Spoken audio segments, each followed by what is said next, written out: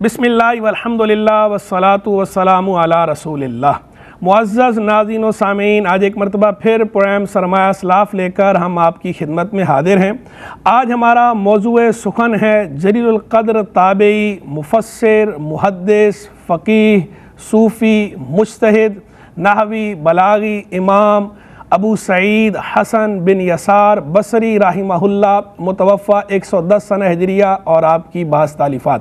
ناظرین، امام حسن بصری رحمہ اللہ کے کیا کہنے، عام طور پر آپ زیادہ مشہور ہیں لوگوں میں اپنی عبادت کی وجہ سے، اپنے زہد و تقوی کی بنا پر، اپنی ریاضت کی بنا پر، لیکن بہت سے لوگ یہ بات نہیں جانتے کہ جس طرح آپ ایک عظیم صوفی تھے، جس طرح آپ تقوی و پرہیزگاری میں بلند مرتبے پر فائز تھے، تو اسی طرح علم کی دنیا میں بھی آپ آفتاب کی مثل تھے۔ علم کی دنیا میں بھی آپ کا آفتاب لوگوں کو فیض یاب کرتا رہا ہے، لوگ آپ سے فیض یاب ہوتے رہے ہیں۔ مفسر، اب مختلف علوم و فنون پر آپ کو گرفت تھی، تفسیر میں بھی آپ ماہر تھے، حدیث کے علم میں بھی آپ ماہر تھے، فقہ میں بھی ماہر تھے، بلکہ آپ خود مجتہد ہیں۔ جو اسلام میں چند مجتہدین گزرے ہیں، مجتہد فی الشرع جنہیں کہا جاتا ہے، مجتہد مطلق، تو انہی میں امام حسن بصری رحمہ اللہ بھی ہیں کہ آپ بھی مجتہد فی الشرع تھے، مجتہد مطلق بھی تھے۔ جلیل القدر تابعی بھی ہیں، نحو پہ بھی آپ کو کمانڈ تھی، بلاغت پہ بھی آپ کو کمانڈ تھی، متعدد علوم و فنون میں آپ ید طولہ رکھتے تھے، اور بے شمار صحابہ کرام علیہم رضوان کی زیارت کا شرف آپ نے حاصل کیا ہے، بلکہ بعض نے تو آپ کا یہ قول بیان کیا ہے کہ آپ نے فرمایا کہ میں نے 300 صحابہ کرام علیہم رضوان کی زیارت کا شرف حاصل کیا ہے۔ اور تابعین کے اندر جن لوگوں کو افضل التابعین کہا گیا ہے یا سید التابعین کہا گیا ہے، اس بارے میں علماء میں اختلاف ہے، مختلف اقوال ہیں کہ تابعین میں سب سے افضل کون ہے، تابعین کا سردار کون ہے۔ تو وہ جو اقوال ہیں، ان اقوال میں سے ایک قول یہ ہے کہ سید التابعین، افضل التابعین امام حسن بصری رحمہ اللہ ہیں۔ ایک قول یہ ہے کہ سیدنا اویس قرنی رحمہ اللہ وہ افضل التابعین ہیں، ایک قول یہ ہے کہ سیدنا سعید بن مسیب رحمہ اللہ یہ افضل التابعین ہیں، اور ایک قول یہ ہے کہ سیدنا امام حسن بصری رحمہ اللہ یہ افضل التابعین ہیں، سید التابعین ہیں، تابعین کے سردار ہیں۔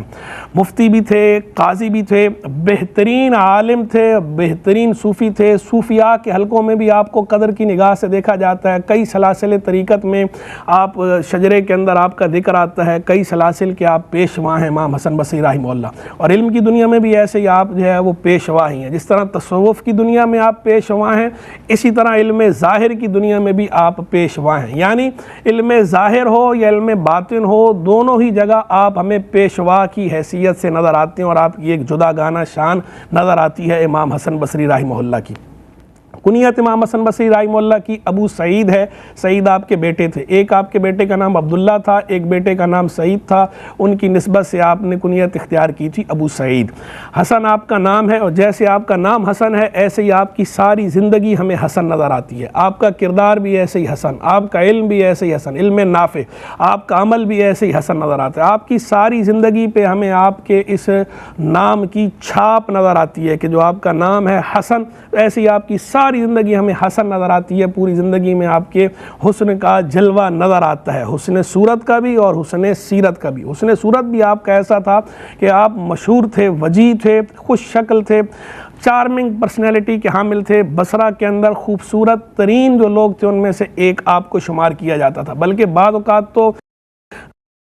لوگ اب کسی کو جب کہتے تھے نا کہ امام حسن بصری سے جا کے ضرور ملاقات کرنا، ان سے دعا کرانا یا ان سے مسئلہ پوچھنا، تو اگر مسافر یہ کہتا کہ میں وہاں جاؤں گا، میں نے انہیں دیکھا وہ نہیں ہے تو پہچانوں گا کیسے کہ یہ وہ ہیں، تو وہ کہتے تھے جب وہاں جا کر دیکھنا جو سب سے خوبصورت آدمی نظر آئے، سب سے خوش شکل نظر آئے، وجیح نظر آئے، تم جان لینا، پہچان لینا کہ یہی حسن بصری ہے۔ تو واقعی وہ جب دیکھتے تھے آپ کو دیکھ کر پہچان لیتے تھے۔ یعنی آپ کو اللہ تبارک و تعالیٰ نے حسن ظاہر سے بھی خوب نوازا تھا، حسن باطن کا بھی آپ بہترین نمونہ تھے، اور حسن ظاہر سے بھی اللہ نے آپ کو نوازا تھا۔ بعد میں یہ ہوا کہ ایک دفعہ آپ سواری سے گر گئے تھے، تو گرنے کی وجہ سے ناک میں کچھ زخم آ گیا تھا، ادروائز ویسے آپ جو ہے وہ خوبصورت تھے، خوش شکل تھے۔ تو امام حسن بصری رحمہ اللہ کی جب آپ کی کنیت ابو سعید نامی آپ کا حسن ہے، والد ماجد کا نام آپ کے یسار ہے، بصری جو ہے وہ آپ کی نسبت ہے بصرہ شہر سے۔ ویسے آپ مدینہ منورہ میں تھے، بعد میں جب آپ مائیگریٹ کر گئے بصرہ چلے گئے تو وہاں پر بصرہ میں آپ نے پھر زندگی گزاری، تو اس نسبت سے آپ بصری مشہور ہو گئے۔ آپ کے جو والد ماجد ہیں یسار، یہ میسان کے جو قیدی تھے ان میں ان کا شمار تھا۔ اسی طرح آپ کی جو والدہ ماجدہ ہیں خیرہ، ان کا شمار بھی اس میں تھا۔ بعد میں جو ہے وہ دونوں آزاد ہو گئے۔ تو آپ کی جو والدہ ہیں خیرہ رحمہ اللہ، وہ ام المومنین سیدہ ام سلمہ رضی اللہ تعالیٰ عنہ کی کنیز تھیں، باندی بنی ان کی۔ تو امام حسن بصری رحمہ اللہ کو یہ کمال، یہ شرف بھی حاصل ہوا کہ جب آپ شیر خوار بچے تھے، جب آپ پیدا ہوئے تو آپ کی والدہ حضرت خیرہ جب کسی کام سے باہر چلی جاتی تھیں ام المومنین سیدہ ام سلمہ رضی اللہ عنہ کے کام سے، اور پیچھے اگر آپ روتے تھے بھوک کی وجہ سے، تو ام المومنین سیدہ ام سلمہ رضی اللہ تعالیٰ عنہ آپ کو دودھ نوش کروایا کرتی تھیں۔ اور کئی مرتبہ ایسا ہوا، اور یہی وجہ ہے کہ بہت سے علماء یہ کہتے تھے اس وقت بھی کہ یہ جو امام حسن بصری رحمہ اللہ کو اللہ نے فصاحت اور بلاغت عطا فرمائی ہے، تو یہ فصاحت و بلاغت وہی ام المومنین ام سلمہ رضی اللہ تعالیٰ عنہ کے شیر کی برکت ہے۔ یہ اس کی برکت ظاہر ہوئی ہے کہ بچپن میں شیر خارگی میں جو انہوں نے ان کو شیر نوش کروایا، تو اس کی وجہ سے اللہ نے ان کی زبان کے اندر فصاحت عطا فرمائی، بلاغت عطا فرمائی، اور ان کے کلام میں اللہ نے اثر بھی عطا فرمایا، یعنی فصاحت و بلاغت بھی آپ کو حاصل ہوئی، اور جو پر اثر کلام تھا، آپ کے کلام کا لوگوں کے دلوں پر اثر ہوتا تھا، آپ کا کلام سن کے لوگ رو پڑتے تھے۔ تو یہ بھی علماء نے فرمایا کہ یہ اسی شیر کی برکت۔ اور جب آپ چھوٹے تھے شیر خارگی کے عالم میں آپ کو صحابہ کرام کے پاس لے جایا جاتا تھا دعا کے لیے، تو سیدنا فاروق اعظم رضی اللہ عنہ کے پاس بھی آپ کو ایک دفعہ لے گئے ایسے ہی، تو سیدنا فاروق اعظم نے آپ کو پیار کرتے ہوئے اللہ تبارک و تعالیٰ سے یہ دعا مانگی کہ اللہ اس کو دین کی سمجھ عطا فرما اور اس کی محبت لوگوں کے دلوں میں ڈال۔ جب سیدنا فاروق آپ کی ولادت ہوئی ہے سیدنا فاروق اعظم رضی اللہ عنہ کے انتقال سے، آپ کی شہادت سے 2 برس پہلے، تو چھوٹے بچے ہی تھے وہ، جب ان کو لے کر گئے سیدنا فاروق اعظم کی بارگاہ میں، تو آپ نے جب یہ دعا فرمائی تو آپ کی اس دعا کی برکت بھی ظاہر ہوئی کہ واقعی لوگوں کے دلوں میں اللہ نے ان کی ایسی محبت ڈالی کہ آج تک دیکھیں صدیاں گزر گئی ہیں، لوگ امام حسن بصری رحمہ اللہ کے سامنے سر نیاز جھکاتے ہیں۔ آج ہم ان کو ٹریبیوٹ پیش کرنے کے لیے بیٹھے ہیں، ان کی سیرت کا ذکر ہو رہا ہے، ان کی شخصیت پہ گفتگو ہو رہی ہے، ان کی خدمات پہ بات ہو رہی ہے، ان کی بایوگرافی ڈسکس ہو رہی ہے، اور کتابوں میں بھی ان کا نام زندہ ہے، تابندہ ہے، لوگوں کے دلوں میں بھی ان کا نام زندہ ہے، تابندہ ہے، واقعی نقش ہو گیا ہے لوگوں کے دلوں پر۔ تو یہ سیدنا فاروق اعظم کی دعا کی برکت ظاہر ہوئی کہ جو انہوں نے دعا مانگی اللہ سے کہ اس بچے کی محبت لوگوں کے دلوں میں ڈال، اسے دین کی سمجھ عطا فرما، اس کی محبت لوگوں کے دلوں میں ڈال، تو واقعی اللہ نے لوگوں کے دلوں میں ان کی محبت ڈالی۔ امام حسن بصری رحمہ اللہ کی شان ایسا، آپ کا کلام عظیم الشان کلام فرمایا کرتے تھے، ایسا پر اثر کلام فرماتے تھے، جامع معنی کلام فرماتے تھے، فصیح و بلیغ کلام فرمایا کرتے تھے، اور پر اثر کلام ہوتا تھا کہ بعض حضرات آپ کا کلام سن کر کہتے تھے کہ یہ تو صدیقین کا کلام ہے، اور بعض کہتے تھے یہ تو زاہد صحابہ کا کلام ہے جو حسن بصری کا کلام ہے۔ بلکہ امام باقر رحمہ اللہ، انہوں نے ایک مرتبہ جب آپ کا کلام سنا تو انہوں نے تو یہ بات فرمائی کہ یہ تو وہ آدمی ہے کہ یشبہ اس کلام کلام الانبیاء، کہ اس کا کلام انبیاء کے کلام کے مشابہ ہے۔ اتنا بڑا ٹریبیوٹ پیش کیا امام باقر رحمہ اللہ جو اہل بیت کے خانوادے کے رکن رکین ہیں، وہ یہ فرما رہے ہیں کہ یہ وہ بندہ ہے کہ اس کا کلام انبیاء کے کلام کے مشابہ ہے، یہ امام حسن بصری رحمہ اللہ کا کلام ہے۔ تو کیا بہترین کلام فرمایا کرتے تھے، اور لوگ آپ کو اسی طرح، علماء بھی آپ سے اسی طرح نیاز مندی سے پیش آیا کرتے تھے، اور بڑے بڑے ائمہ نے آپ کے بارے میں فرمایا جو آپ کے ہم زمانہ ہیں، وہ کہتے تھے کہ ہم نے حسن بصری سے بڑا فقیہ نہیں دیکھا، کوئی کہتا تھا حسن بصری سے بڑا مفسر نہیں دیکھا، اور کوئی کہتا تھا کہ حسن بصری کو اگر تم دیکھ لو گے تو تمہیں لگے گا آج سے پہلے ہم نے کوئی فقیہ دیکھا ہی نہیں ہے، یعنی یہ اصل معنوں میں فقیہ یہی ہے۔ اور ایسے فقیہ کہ جو ہے وہ دنیا کا علم بھی سبحان اللہ کمال، دین کا علم بھی سبحان اللہ کمال درجے کا، اور پھر آخرت کا علم بھی کمال درجے کا، زاہد، زہد و تقوی بھی ایسا ہی، دنیا سے بے رغبت تھے، قرآن مجید فرقان حمید کی تلاوت کیا کرتے تھے، گریہ و زاری کرتے تھے، بلکہ آپ کو لوگ کہتے تھے بکا۔ بکا کا معنی ہوتا ہے بہت زیادہ گریہ و زاری کرنے والا، بہت زیادہ رونے والا۔ تو گریہ و زاری کرتے تھے، آپ پہ اکثر گریہ و زاری کی کیفیت طاری رہتی تھی، بلکہ آپ کے حاضر باش تو یہ بیان کرتے ہیں کہ ایسا لگتا تھا بعض اوقات آپ پہ جو خوف خدا کا غلبہ تھا، خوف خدا سے آپ لرزاں و ترساں رہتے تھے، ایسا غلبہ تھا خوف خدا کا کہ آپ کو دیکھ کر بعض اوقات ایسا لگتا تھا، اگر آپ کہیں جائیں تو ایسا لگتا تھا جیسے اپنے کسی قریب ترین بندے کو دفنا کر آ رہے ہیں، تو جیسے اپنے کسی قریب ترین بندے کو دفنانے کے بعد بندے پر غم کی کیفیت طاری ہوتی ہے، ایسے ہی آپ پر غم کی کیفیت طاری ہوتی تھی جب آپ کو دیکھتے تھے کہ آپ آئے، اور جب آپ جاتے تھے تو ایسا لگتا تھا کہ کسی آدمی کے سامنے ہی بالکل آگ ہو اور وہ آگ جلا رہی ہو اور اس آگ سے بچنے کی کوشش کر رہا ہو، تو جس طرح وہ پریشان نظر آتا ہے، متحیر نظر آتا ہے، تو ایسے ہی آپ کا جو جسچر ہے اسی طرح جو ہے وہ حزن والا، غم والا، خوف والا، اللہ کے خوف والا، یہ ایسا نظر آتا تھا۔ بلکہ بعض حاضر باشوں نے تو یہاں تک کہا کہ آپ کو دیکھ کر ایسا لگتا تھا کہ ساری مخلوق کا غم آپ پہ ڈال دیا گیا ہے، آپ اتنے مہموم رہتے تھے، اتنے ملول رہتے تھے، اتنے محزون رہتے تھے، اتنے غمگین رہتے تھے، اور قرآن مجید فرقان حمید کی تلاوت جب کیا کرتے تھے تو تلاوت کر کے اور زیادہ روتے تھے، جب کلام فرماتے تھے آپ کا کلام سن کر لوگ بھی روتے تھے، جو آپ کے حاضر باش ہیں، آپ تو روتے ہی تھے، لوگ بھی روتے تھے، اور پھر آپ فرمایا بھی کرتے تھے کہ تم اگر واقعی صحیح معنوں میں قرآن پڑھ کر سمجھ جاؤ تو تمہارے قلب پگھل جائیں اور تم روتے رہو، ہنسنا بھول جاؤ۔ سمجھ کر پڑھتے تھے قرآن مجید فرقان حمید کی آیات کی، جب تلاوت کرتے تھے جو انداز حضور جان عالم علیہ الصلوۃ والسلام کا حدیث میں بیان ہوا، وہی انداز امام حسن بصری رحمہ اللہ کا تھا قرآن مجید فرقان حمید کی تلاوت کرنے کا۔ آیات رحمت کا ذکر آتا تو وہاں رک کر اللہ سے رحمت کی دعا مانگتے، عذاب کا ذکر آتا وہاں رکتے، روتے، اللہ کی پناہ مانگتے عذاب سے، اور اسی طرح جو آیت میں جو ذکر ہوتا ہے اس کے معنی مفہوم پہ غور کرتے۔ آپ کے ایک حاضر باش بیان کرتے ہیں، ایک مرتبہ میں نے رات کو دیکھا، آپ نوافل کے لیے کھڑے ہوئے اور رات کو تلاوت کر رہے ہیں، نوافل میں آیت آ گئی وَإِن تَعُدُّوا نِعْمَةَ اللَّهِ لَا تُحْصُوهَا، اگر تم اللہ کی نعمتیں گننا چاہو تو انہیں گن نہ پاؤ گے۔ اور اس آیت کی آپ نے تکرار شروع کر دی، اتنی تکرار کی، اتنی تکرار کی، اتنی تکرار کی کہ ساری رات اسی میں گزر گئی، فجر کا وقت ہو گیا، آپ اسی آیت کی تکرار کر رہے تھے۔ جب میں نے بعد میں آپ سے پوچھا کہ حضرت یہ کیا ہوا، تو آپ نے فرمایا کہ میں نے جیسے ہی یہ آیت پڑھنا شروع کی، پڑھی تو مجھے اللہ کی ایک نعمت پہ نظر گئی تو میں نے اس کی تکرار کی، پھر دوسری نعمت پہ نظر گئی، پھر تیسری پہ گئی، یہاں تک کہ اللہ کی اتنی نعمتیں میرے ذہن میں آنا شروع ہو گئیں کہ اللہ نے یہ نعمت بھی عطا فرمائی، یہ بھی عطا فرمائی، یہ بھی عطا فرمائی، تو میں پڑھتا ہی گیا وَإِن تَعُدُّوا نِعْمَةَ اللَّهِ لَا تُحْصُوهَا۔ اب بالآخر فجر کا وقت شروع ہو گیا، فجر کا وقت ہونے تک نعمتیں جو میرے ذہن میں آ رہی تھیں وہ ختم نہیں ہوئی، ان کا بیان ختم نہیں ہوا، اور میں جو ہے وہ شکر کے جذبے سے اللہ کے حضور جو ہے اس آیت کی تلاوت کرتا رہا۔ ایسی متعدد آیتیں جن آیات میں بالخصوص جو ہے وہ عذاب کا تذکرہ ہوتا تھا یا اللہ کے خوف کا تذکرہ ہوتا تھا، اس پہ بہت سخت گریہ و زاری کرتے تھے۔ ایک آیت کے بارے میں تو فرمایا کہ جب یہ نازل ہوئی تھی سیدنا صدیق اکبر نے فرمایا کہ کمر توڑ آیت نازل ہو گئی، یعنی اس میں جس طرح عذاب کا ذکر ہے تو اس سے بندے کی کمر ٹوٹ جائے۔ کہتے ہیں سیدنا صدیق اکبر ایسی ہستی ایسے کہہ رہی ہیں تو ہم آپ کیا ہیں، ہم تو گناہگار لوگ ہیں، ہماری کیفیت تو اور زیادہ رونے والی ہونی چاہیے اور ہمیں اور زیادہ گریہ و زاری کرنا چاہیے اور اللہ کے حضور نیاز مندی کا مظاہرہ کرنا چاہیے اور اللہ کے خوف سے ہمیں جو ہے وہ لرزاں و ترساں رہنا چاہیے۔ تو یہ آپ کا انداز تھا، اللہ کے حضور رونے والے، خوف خدا سے رونے والے، غلبہ آپ پہ تھا خوف خدا کا، اور ہنستے نہیں تھے، کہکا لگا کر آپ نہیں ہنستے تھے، کبھی کبھار مسکرا لیتے تھے لیکن کہکا نہیں لگایا کرتے تھے۔ اور پھر یہ تو معاملہ ہو گیا آپ کا، دیکھیں خلق اللہ کے حضور نیاز مند ہے، تو ہم نے عام طور پر دیکھا یہ ہے کہ جو حضرات زیادہ اس طرح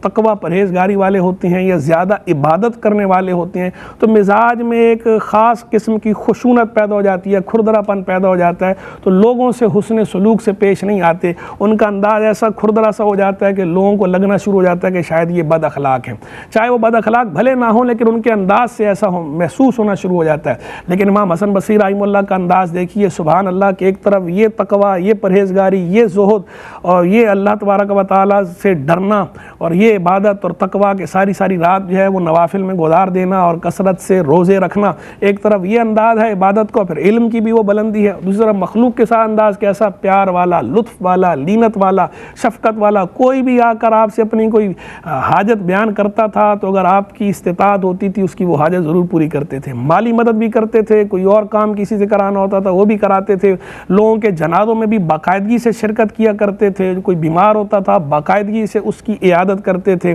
اور جو سوسائٹی کے اندر ایک معاشرتی جو تعلق ہے وہ تعلق بھی آپ کا ایک مثالی تعلق تھا، اور کوئی اگر آپ کے شاگرد آتے یا کوئی معتقد آتے اور کوئی کھانے کی چیز رکھی ہوتی تو کبھی جو ہے وہ بخل سے کام نہیں لیتے تھے، ان کو پیش کر دیتے، بلکہ بعض اوقات تو ایسا بھی ہوا کہ آپ کہیں باہر گئے ہوئے ہیں، لوگ آپ کے شاگرد بیٹھے واپس آئے تو دیکھا انہوں نے کوئی چیز کھانے کی تھی آپ کی رکھی ہوئی تھی سائڈ پہ، انہوں نے نکال کے اسے کھانا شروع کر دیا، تو آپ نے دیکھ کے جو ہے مسکرایا اور کچھ ان کو جو ہے اس پہ کوئی زجر نہیں فرمایا، کوئی توبیخ نہیں فرمائی، بلکہ الٹا ان کی جو ہے وہ حوصلہ افزائی کی کہ ٹھیک ہے کھاؤ، کھانے ہی کی چیز ہے۔ تو آپ کا خلق خدا کے ساتھ بھی بہترین تعلق تھا. قاضی بھی مقرر ہوئے, قاضی بھی آپ کو بنایا گیا, اور جب قاضی بنے تو اس کے بعد آپ تحفہ قبول نہیں کرتے تھے. پہلے لوگوں کا تحفہ بھی قبول کر لیا کرتے تھے, لیکن قاضی بننے کے بعد اب اس ڈر سے کہیں یہ رشوت میں شمار نہ ہو جائے یا لوگ کہیں اسے اپنے مقصد کے لیے استعمال نہ کریں, تو قاضی بننے کے بعد آپ نے جو ہے تحفے تحائف لینا چھوڑ دیے. حکمرانوں کے ساتھ بھی آپ کا تعلق, ان کو بھی زجر و توبیخ کرتے تھے, خطوط بھی لکھتے تھے, نصیحتیں کرتے تھے. حجاج بن یوسف کو جو آپ نے نصیحتیں فرمائی ہیں وہ بھی تاریخ کا حصہ ہیں. سیدنا عمر بن عبدالعزیز کو جو آپ نے خطوط لکھے, نصیحت آمیز خطوط, وہ بھی جو ہے وہ تاریخ کا حصہ ہیں, روشن سیرت ہے آپ کی. اب ہم آپ کی کتابوں کے حوالے سے کچھ گفتگو کر دیتے ہیں, مختصراً تعارف بھی پیش کر دیتے ہیں. امام حسن بصری رحمہ اللہ نے جو کتابیں تالیف فرمائیں, تو کتابیں آپ نے اپنی زندگی کے آخری حصے میں وقت وصال سے تھوڑا پہلے آپ نے اپنی اکثر کتابیں جلوا دی تھیں. آپ نے اپنی اکثر کتابیں جو ہے بیٹے کو بول کر شاگردوں کو کہا کہ یہ جلا دو, ضائع کر دو, اس ڈر سے کہ کہیں اس میں کوئی غلط بات نہ لکھی ہوئی رہ گئی ہو اور وہ بعد میں لوگوں کے لیے فتنے کا سبب نہ بنے. آپ نے ان کو, اور پھر کہا کتاب و سنت کافی ہے, تو آپ نے جلوا دیں. صرف کچھ کتابیں آپ کی وہ بچ گئیں کہ جو آپ کے شاگردوں نے یا آپ کی اولاد نے آگے دیگر پہلے اس کے نسخے تیار ہو چکے تھے اور پھیل چکے تھے, ان میں سے کچھ بچ گئیں. تو ان میں سے ایک کتاب آپ کی ہے قرآن مجید فرقان حمید کی, آپ نے تفسیر کی, تفسیر الحسن البصری کے نام سے. وہ تفسیر آپ کی عمدہ تفسیر تھی. بعد میں وہ تفسیر خیر ضائع ہو گئی, لیکن مختلف کتابوں میں آپ کے تفسیری اقوال موجود ہیں. تو ابھی یہ کام کیا گیا ہے تفسیر الحسن البصری کے نام سے. اس کے 3 الگ الگ بندوں نے کام کیا ہے, میرے پاس ہماری میز کی زینت ہے موجود ہے. اس میں پہلا جو ہے تفسیر الحسن البصری کے نام سے 3 کتابیں ہمارے پاس موجود ہیں. ایک کتاب شائع کی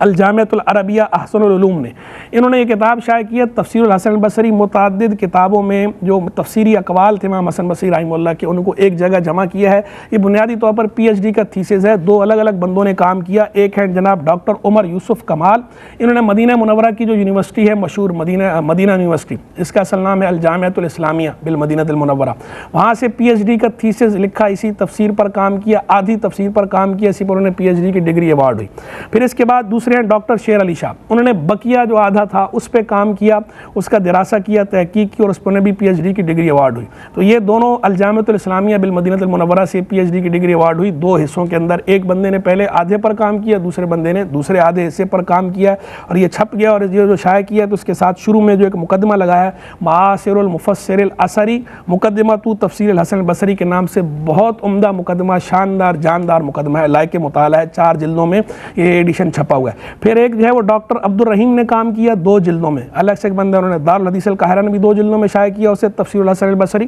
اور المکتبۃ التجارہ مکہ المکرمہ میں بھی شائع کیا. پھر ایک تیسرے بندے نے کام کیا شیخ احمد فرید المزیدی, 2 جلدوں میں دارالکتب العلمیہ نے شائع کیا, یہ بھی تفسیر الحسن البصری. تو یہ تفسیر الحسن البصری پہ 3 الگ الگ کام ہوئے ہیں جن کی تفصیل ہم نے آپ کو عرض کر دی. پھر آپ کا ایک رسالہ میں نظر آتا ہے فضائل مکہ, اس کو فضائل مکہ کے نام سے بھی شائع کیا گیا, فضائل مکہ و سکن فیہا کے نام سے بھی شائع کیا گیا. آپ کے ایک دوست تھے شیخ رمادی, مکہ مکرمہ میں رہتے تھے, تو بعد میں وہ وہاں سے مائیگریٹ کرنے لگے, آپ کو پتہ چلا, تو آپ نے ان کے نام یہ بطور خط تحریر فرمایا تھا, پھر رسالے کی صورت میں اسے نکالا اور بتایا کہ بھئی مکہ مکرمہ کے فضائل ہیں, طواف کے فضائل ہیں, بعد کے فضائل ہیں, یہ جگہ چھوڑ کے نہ جاؤ. تو ان کو وہاں روکنے کے لیے آپ نے یہ رسالہ لکھا تھا, عمدہ رسالہ ہے. پھر آپ کا ایک خط ہے عمر بن عبدالعزیز کے نام, رسالۃ الحسن البصری لعمر بن عبدالعزیز, یہ یوسف صدیق نے اپنی تحقیق اور کے ساتھ کویت سے شائع کی عمدہ انداز میں. پھر آپ کے کچھ اور رسائل ہیں, خطوط, رسالہ عربی میں خط کو کہتے ہیں رسائل مبکیہ من کلام شیخ الحسن البصری. 31 رسائل کا مجموعہ ہے. فتحی بن فتحی الجندی جو ہے انہوں نے کام کی ہے, دارالکتاب والسنہ ریاض نے شائع کیا. پھر ہمیں ایک نظر آتا ہے موسوعۃ فقہ الحسن البصری, دکتور محمد رواس قلعہ جی نے جو کام کیا سلسلۃ موسوعات فقہ سلف کے نام سے, اس کا حلقہ نمبر 9 الحلقۃ التاسعہ, 9واں حصہ. امام حسن بصری کے جو اقوال ہیں فقہ کے بارے میں, جو آپ کی اجتہادی آراء ہیں, ان کو 2 جلدوں میں انہوں نے ایک جگہ جمع کر دیا. عمدہ کام ہے موسوعۃ فقہ الحسن البصری. اسی طرح ایک کام نظر آتا ہے فقہ الحسن البصری المقارن مع المذاہب الاربعہ, دکتورہ رودہ جمال الحسری, دارالکلم الطیب دمشق اور بیروت, وہاں سے شائع ہوا. یہ بھی اجتہادی آراء ہیں آپ کی, اور ان کا مقارنہ کیا گیا ہے مذاہب اربعہ کی آراء کے ساتھ. عمدہ کام ہے. اللہ تبارک و تعالی امام حسن بصری رحمہ اللہ کے درجات کو اور بلند فرمائے, ہمیں آپ کی فضل و برکات سے وافر عطا فرمائے. وآخر دعوانا ان الحمد للہ رب العالمین.